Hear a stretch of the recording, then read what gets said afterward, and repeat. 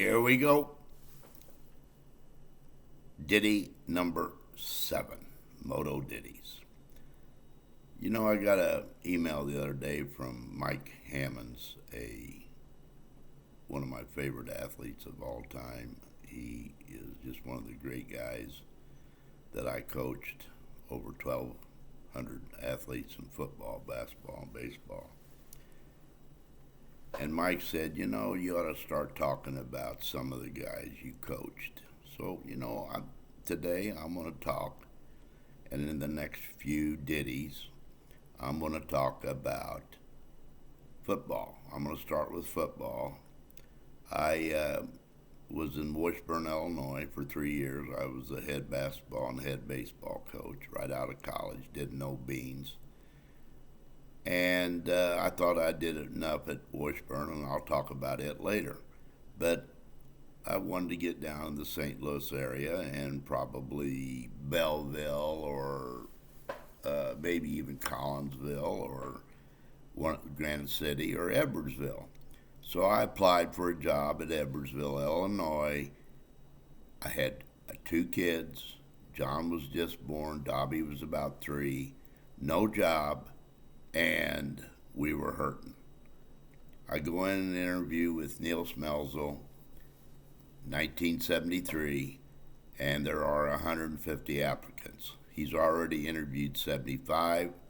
I could tell that he was frustrated for this job in teaching American history and coaching assistant in basketball and assistant in football. I thought, hey, that's fine, man. I'll assist. Well, that's kind of how I got down there, and I'll talk more about that in future Moto ditties. But I want to talk about 1975. I'd been there 2 years coaching with Dick Ford, who was just one of the great guys and one of the great coaches.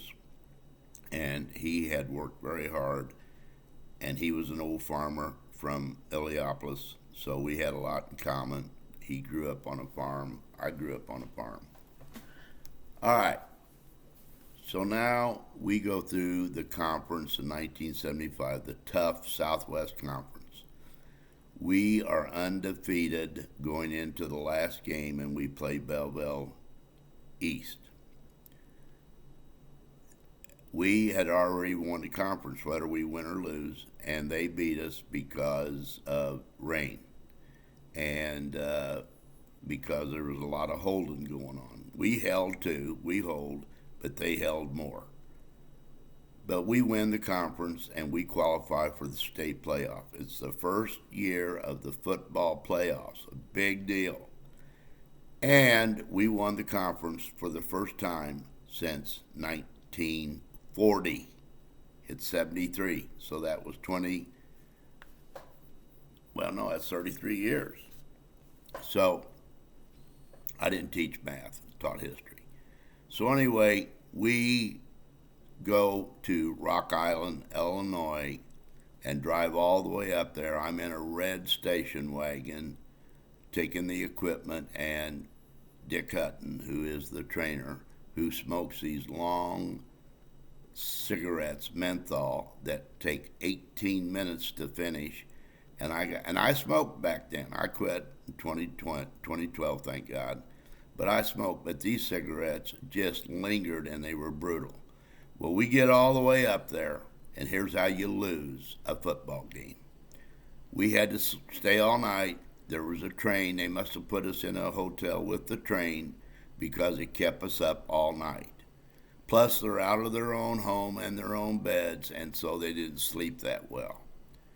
That was a problem. We're facing a team, Rock Island Alleman, that is good. They're tough. They're mean.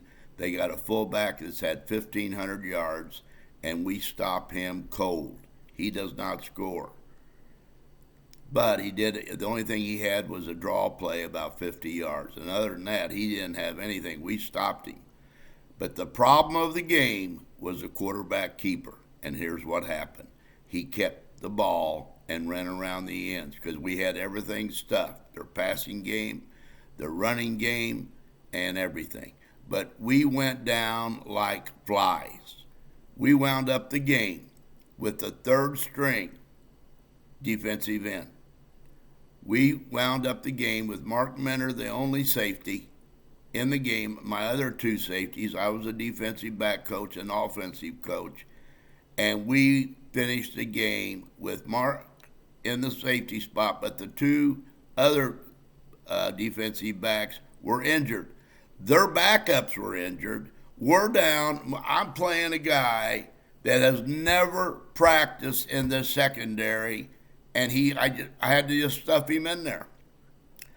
We had lost Hornberger, an All-American, went to Colorado. We had lost Steve Carpenter, who was an NFL player.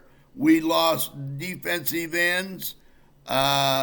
We had a good team. I mean, Hornberger went to Colorado until he got hurt. He was destined for greatness. Then he had a problem with the spleen. And we had Ray Stevens, who played Division I at Missouri. We had some great athletes, Hank Harris, Hammonds. We had a great team.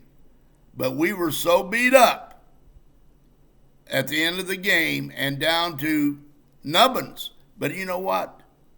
So were they. They lost about 7 or 8 guys in that game, and we lost a ton. And whoever's going to win is not going to win the next game because they don't, unless they can get people ready. But Rock Island lost the next game because they just didn't have any personnel left. It was a bloodbath.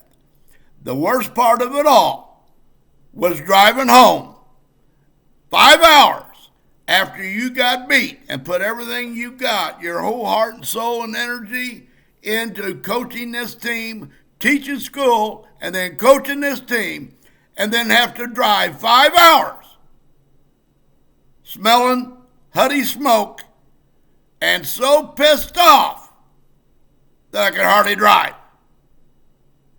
I'm still mad. This is the Moto Man. Over.